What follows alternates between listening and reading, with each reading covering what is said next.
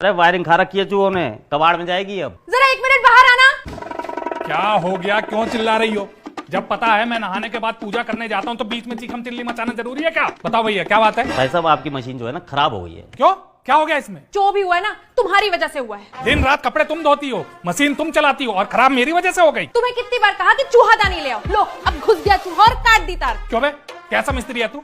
जब तुझे पता है इसमें तार कटी है तो तार जोड़ के इसे चला क्यों नहीं देता तू? इसका ड्रेनिंग सिस्टम खराब है, ड्रायर इसका काम नहीं कर रहा, टाइमर इसका फूका पड़ा है। अब बताओ कैसे चला दूं मैं इसे?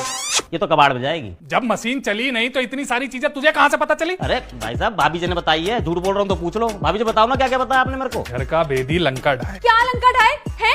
और अगर अब मुंह खुलवा ही दिया तो सुन लो भाई साहब, ये मशीन मैं अपने मायके से लेकर आई थी। अब आप एक बात बताओ, 30 साल तक एक चीज को रगड़ोगे तो उसकी दुर्गति होगी या नहीं? बात तो बिल्कुल सही है भाभी जी आपकी। वैसे एक बात बोलो, बुरा तो नहीं मानोगे? कहीं से लगता नहीं 30 साल हो गए शादी को आपके।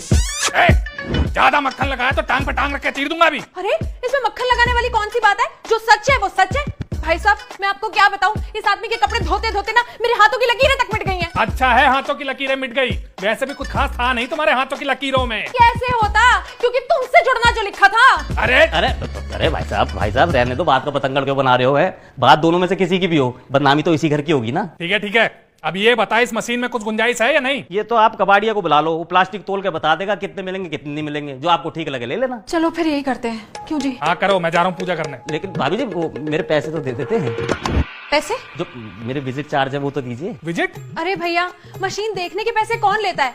हमारे वहाँ जो राजू मिस्त्री है ना, उसे चाहे 10 बार भी बुला लो, लेकिन मजाल है वो एक कट्ठनी भी मांग जाए। अरे मैडम पहली बात तो ये मैं राजू मिस्त्री हूँ नहीं, दूसरी बात ये अपने पैसे लिए बिना जाऊंगा नहीं। धमकी दे रहा है क्या? हाँ भैया धमकी दे रहे हो क्या? अरे मैडम अपने पैसे मांगना आजकल धमकी कहते हैं क्या इसे? कितने पैसे हैं तेरे? 2200 रुपए। क्या सिर्फ मशीन देखने के 2200?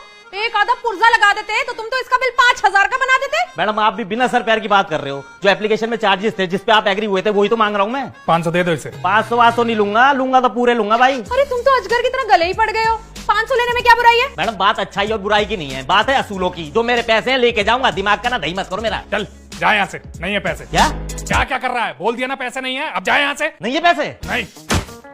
लात मारेगा तू? मारूंगा लात, पैसे नहीं देगा। ये ले। अरे डंडा कहाँ है? डंडा कहाँ है? वो उधर रखा है। यहीं खड़ा रहे।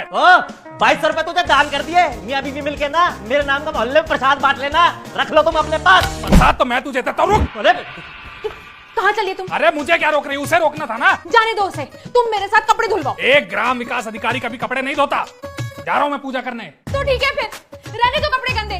मैं भी देखती हूँ तुम धुले हुए कपड़े कैसे पहनते हो। अब या तो घर में नई मशीन आएगी या तुम मेरे साथ रोज कपड़े धुलवाओगे। आज मैं इस मशीन को ठीक करके रहूंगी।